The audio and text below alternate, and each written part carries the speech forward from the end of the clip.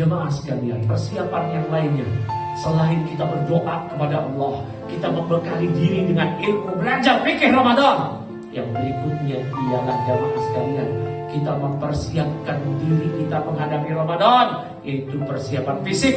Karena ibadah Ramadan dibutuhkan kesiapan fisik. Oleh karena itu orang-orang yang fisiknya terganggu, maka mereka tidak wajib puasa Ramadan.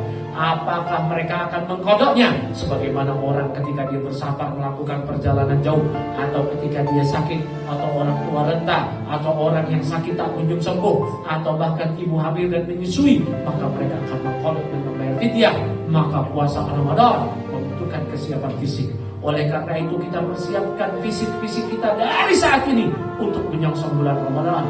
Dan ketahuilah jamaah, tatkala kita mempersiapkan fisik kita, apakah dengan berolahraga, latihan-latihan dan yang lainnya, kita niatkan untuk semakin kuat dalam beribadah pada Allah, terlebih khusus menyambut bulan Ramadan, maka ibadah-ibadah tersebut, yaitu berupa olahraga dan kesiapan fisik yang lainnya, kita niatkan untuk menghadapi Ramadan, itu terhitung ibadah yang sangat besar di sisi Allah. Maka kaidah para ulama mengatakan, ma la yatimmu al-wajibu illa bihi fahuwa wajibun. Sebuah kewajiban yang tidak sempurna kecuali dengan suatu faktor, maka faktor tersebut pun menjadi wajib. Ibadah Ramadan tidak akan sempurna kewajibannya kecuali jika seseorang memiliki ketahanan fisik. Maka mempersiapkan ketahanan fisik pun menjadi wajib. Kita berpuasa, menahan diri dari makan dan minum, dimulai sejak terbitnya fajar sampai terbenamnya matahari. Ini bukan ibadah yang main-main, dibutuhkan ketahanan fisik. Maka seorang yang tidak terbiasa menghadapi fisik demikian, ketika dia mempersiapkan diri dari sekarang dengan latihan dan olahraga, dengan niat menghadapi bulan Ramadan, maka aktivitas dia dari olahraga dan latihan yang lainnya itu juga akan terhitung sebagai pahala jamaah sekalian. Maka jamaah, oleh karena itu yang belum terbiasa puasa Ramadan, latihan puasa sunnah, dan dia persiapan fisik agar ketika menghadapi bulan Ramadan dia lalui dengan ketahanan fisik yang kuat, sehingga dia tidak menjadi seorang yang loyo di bulan Ramadan, dan dia bisa terus beramal, membaca Al-Quran dan kebaikan-kebaikan yang lainnya yang tidak putus, walaupun lapar dan haus melanda diri dia di siang hari di bulan Ramadan. Berikutnya jamaah sekalian, jangan lupakan sholat. Karena begitu banyak orang-orang yang mereka puasa Ramadan tapi tidak sholat. Ketahuilah jamaah, Ramadan hadir setelah sholat, bahkan setelah sholat baru zakat, baru Ramadan. Kewajiban yang ini merupakan rukun Islam. Oleh karena itu sungguh sangat aneh, ajaib ketika ada orang puasa di Ramadan tapi tidak sholat. Apakah puasanya tidak diterima? Para ulama membahas hal ini. Puasanya jelas tidak diterima. Bahkan dalam mazhab Hanbali dan sebagian ulama Syafi'iyah dan para ulama yang lainnya menyatakan, orang yang berpuasa tapi tidak sholat, jangankan puasanya tidak diterima, Islamnya pun tidak diterima. Karena orang yang tidak sholat maka diterancam kufur. Nabi SAW menyatakan, al-ahdu alladzi bainana wa bainahum shalah, faman tarakaha faqad kafara. Siapa yang meninggalkan sholat maka sungguh dia telah kufur.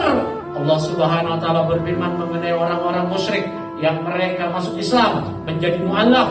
Kapan mereka dikategorikan sebagai saudara mukmin kita? Allah berfirman, fa in tabu wa aqamus salata wa atu zakata fa ikhwanukum fid din.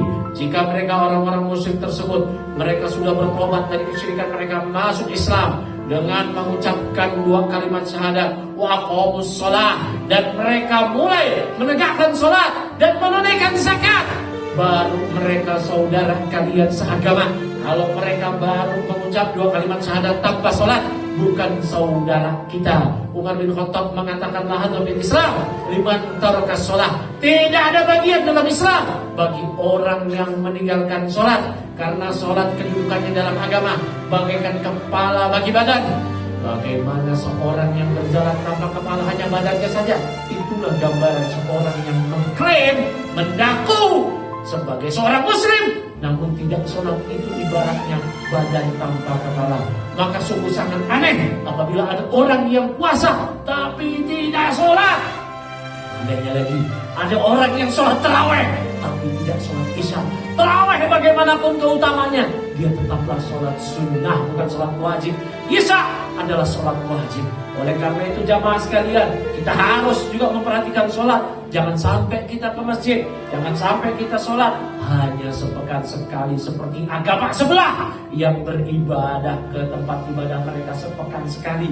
Kita seorang muslim dipanggil oleh Allah 5 kali sehari. Ketika seorang muslim mendengar kumandang azan, Allah Akbar, Allah Akbar, hayya 'alas shalah, Allah Akbar, Allah Akbar, mari kita sholat. Itu 5 kali dalam sehari dia memenuhi panggilan azan tersebut.